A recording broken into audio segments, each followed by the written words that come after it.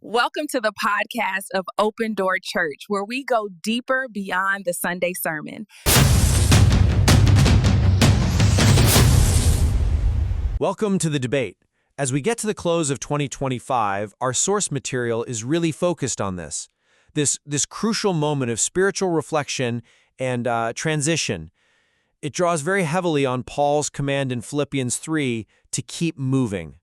But the complexity, I think, and the real challenge lies in how he says we should do that, which is this radical posture of forgetting those things which are behind. Right, and the tension there isn't superficial at all. I mean, it's a real dilemma in the text. We're given this demand for a radical release, but the material itself is framed around active remembrance. The whole thing opens with this extended declaration of gratitude, detailing God's specific keeping power throughout the year. Keeping our minds, securing our paths. Exactly. Bringing us through almost 12 full months. So we have to resolve this conflict. The central question then is this: does genuine spiritual progress, the press towards the mark, require an absolute, almost forward-focused suppression of past experiences, successes and failures included? Or is the detailed memory of God's past sustaining power the actual foundation we need to fuel our faith going forward? And I'm going to contend that detailed, almost empirical recollection of God's intervention is not a distraction at all. It's crucial evidence. It's the very anchor that empowers our commitment to press on. And I'll be arguing that releasing the past is a mandatory, forward-focused action. It's an intentional, spiritual move designed to prevent us from becoming stalled or spiritually ensnared by who we used to be. So my position is really founded on the urgency of this new calling. The primary danger the material outlines isn't just, looking back for a quick reference. It's the catastrophic consequence of becoming spiritually stationary.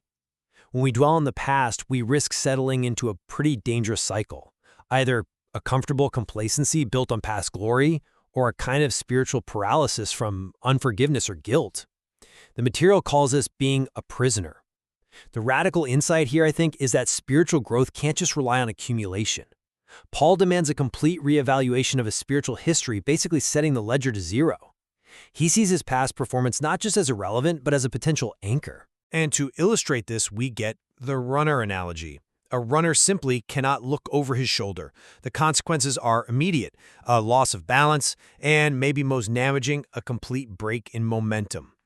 True progress requires refusing to let the past, whether that's a huge failure or a comfortable success, dictate the future God has for us. The commitment has to be forward, singular, and absolute. I absolutely acknowledge the need for momentum, but I have to disagree with the mechanism you're suggesting to achieve it.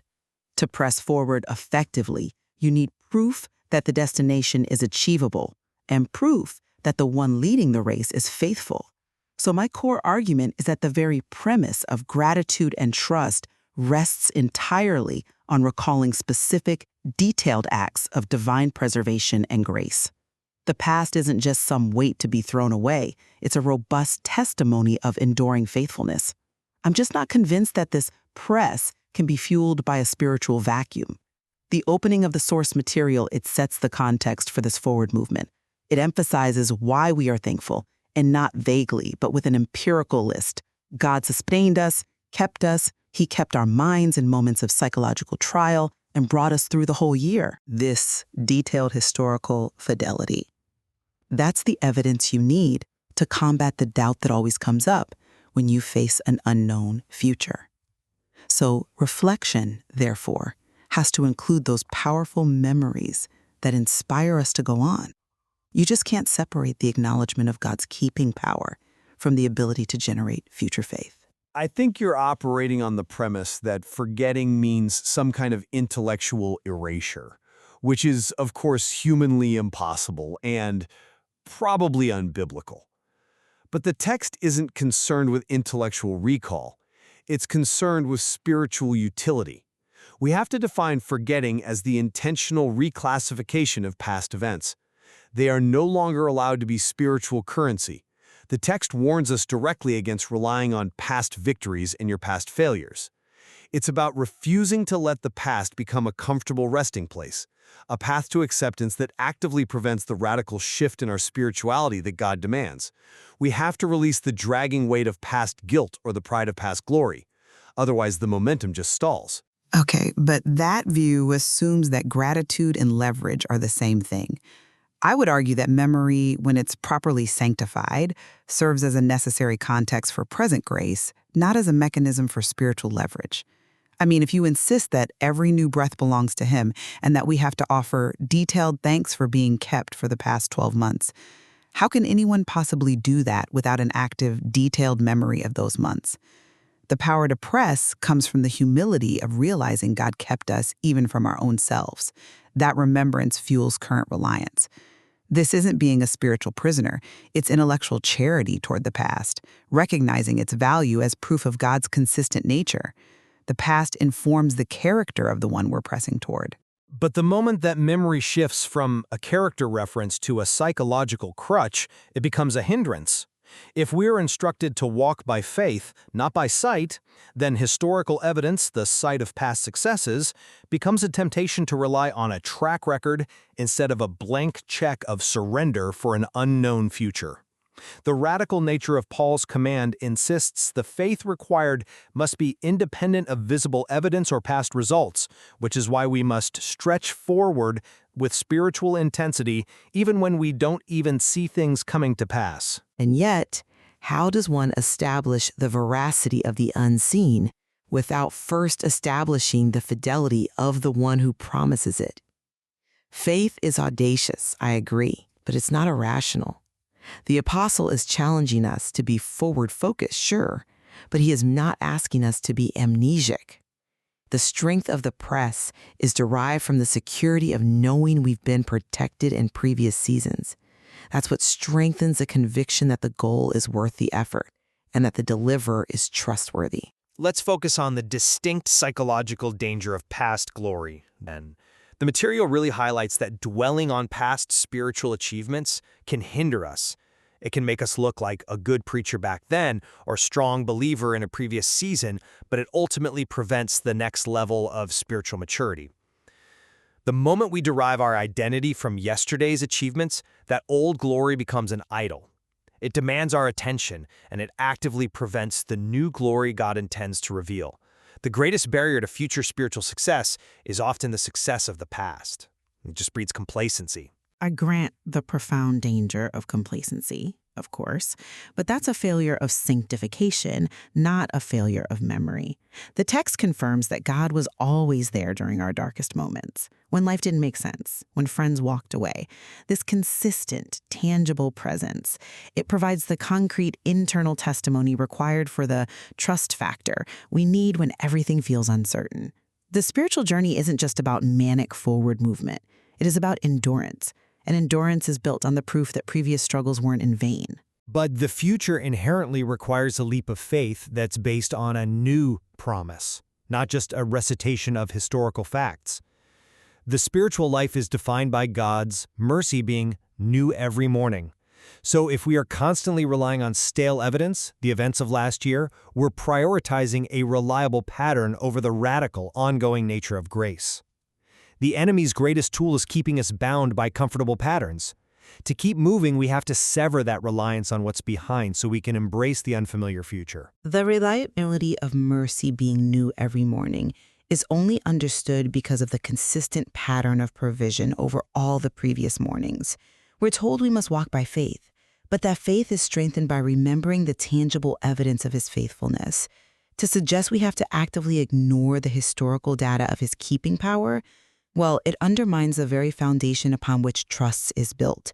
If I can't recall how He protected me when I failed to protect myself, how can I possibly trust Him to guard my life in a new, unknown season? The past proves the character of the promise maker. My friend's argument relies entirely on the premise that past evidence translates reliably to future faith. Yet, scriptural history is full of examples where divine intervention in one season failed to prevent profound doubt and disobedience in the next. The material, I think, implicitly rejects the idea that faith can be generated just by historical recitation. The press requires an intentionality in our faith, a hunger that transcends proof. The action required is not passive reflection. It is an aggressive, stretching forward with spiritual intensity and expectation. And this intensity is built on the belief that there's more in store for me, independent of visible or past results. I come at it from a different angle. Faith isn't manufactured. It's a response to revealed truth. When we talk about trust, we are talking about an experiential knowledge of God's capacity. If I forget the details of how He sustained me when I was lost, I risk intellectualizing His power instead of internalizing it. The text offers that assurance that we're not alone, that we have someone else in there with us enduring the hardness. The security that He is present and active now is derived directly from the proof that He was present and active then. But that someone else is Christ, the ultimate prize and the future goal.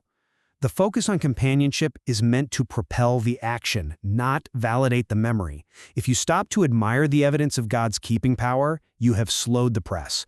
The true purpose of forgetting is to keep the velocity high. It's an act of spiritual discipline that mandates total present focus. But the ability to refuse to quit or refuse to settle, that stems directly from knowing experientially that He was always there when we wanted to give up. The strength for the next level is built on the proven strength of the last. And furthermore, without a detailed recollection of the challenges we've overcome, how do we properly measure the grace required for the next challenge? Spiritual growth isn't linear. We need that historical fidelity to accurately contextualize the current movement.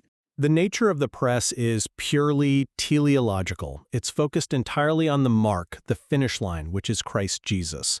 When the goal is defined purely by surrender, obedience, and having a heart that's looking like His heart, then anything that distracts from that singular pursuit, including past successes, is by definition a spiritual obstacle.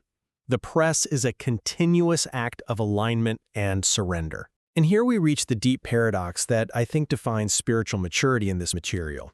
We both agree that the only true success is surrender and obedience, but if one successfully surrenders and walks in obedience, those highly commendable actions become the past glory that must be immediately forgotten to prevent self-reliance. It creates this necessary, continuous loop. Success must be instantly reclassified as irrelevant to avoid spiritual self-congratulation.